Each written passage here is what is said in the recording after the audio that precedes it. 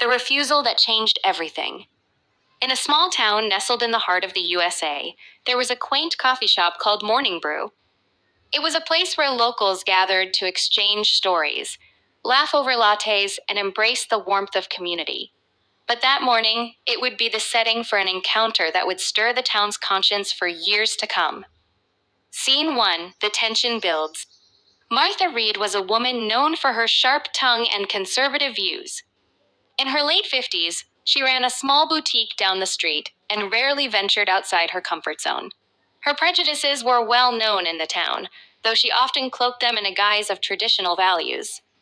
Her reputation preceded her, and some people knew to avoid her sharp judgments. One chilly morning, Martha walked into Morning Brew, her usual stop for a cup of black coffee. Behind the counter was a young woman, Jada Carter, a talented barista with a radiant smile.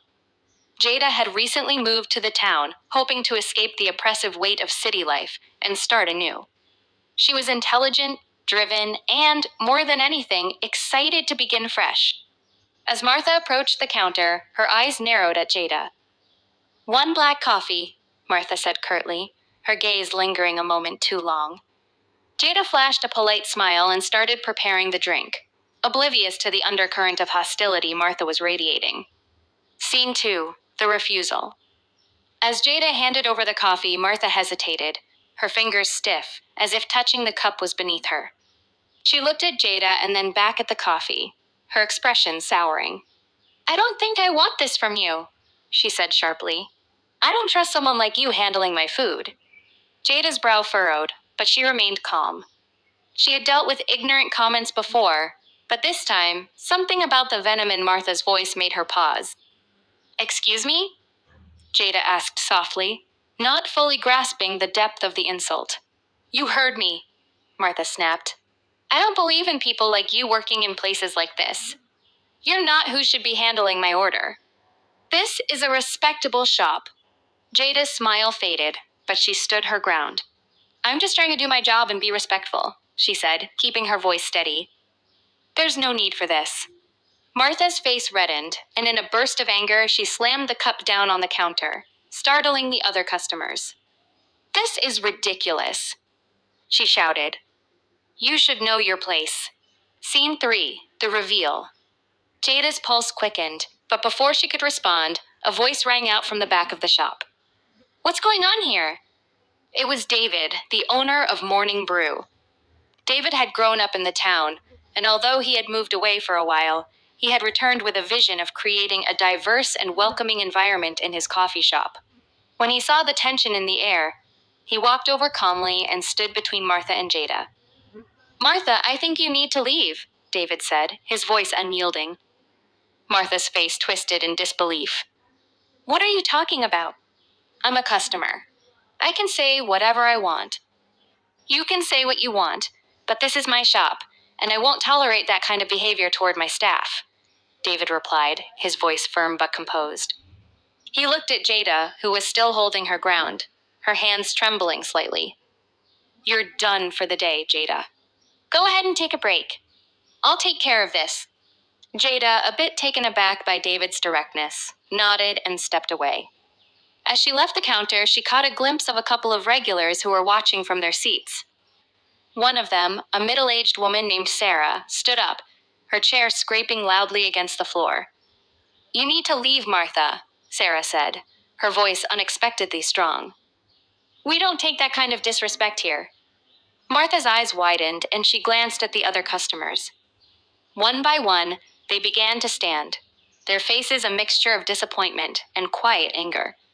"You can't be serious," Martha spat, glaring at them. David crossed his arms. "I'm very serious. You can leave now, or I'll call the police." Scene 4, the unexpected twist. Martha glared around at the small crowd, her eyes flicking to Jada, who was sitting in the corner of the shop. Jada had turned to face the window, her shoulders slightly hunched. Martha's anger bubbled, but for some reason, a deeper, more uncomfortable feeling began to stir inside her. It wasn't just shame, it was confusion. Jada was younger than her, yes, but there was something about the way she stood her ground that made Martha feel small, made her feel like she was the one out of place. Martha opened her mouth to say something, anything, but the words didn't come. Instead, she turned and walked toward the door, her footsteps heavy and defiant. But there was a flicker of uncertainty in her gait. Scene 5. Reflection. Days passed, but the incident didn't fade. Morning Brew became a place of reckoning. The town buzzed with conversation about what had happened. Some defended Martha's right to express her opinion, while others rallied behind Jada and David's stand for justice. Martha, who had always prided herself on her independence, found herself lost in the aftermath. She spent sleepless nights replaying the event in her mind. Was it just the anger of the moment that had pushed her to act so harshly, or was it something deeper? Slowly, she began to reconsider everything, the things her parents had taught her, the things she had grown up believing. She wasn't sure what had changed, but she knew she couldn't live in denial any longer. Meanwhile, Jada's quiet strength had left an impression on the town, sparking conversations that many had avoided for years. People came to Morning Brew not just for coffee, but for the courage to face uncomfortable truths. One day, Martha walked into the shop again. She approached Jada, her face soft and apologetic. "I was wrong," Martha said, her voice trembling slightly.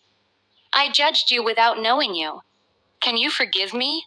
Jada, though taken aback, smiled. "It's a start," she said. And with that, something small yet significant began to shift. It wasn't a grand gesture of reconciliation, but the town had begun to heal, one conversation at a time. It was a reminder that change could start in the most unexpected places, even over a cup of coffee.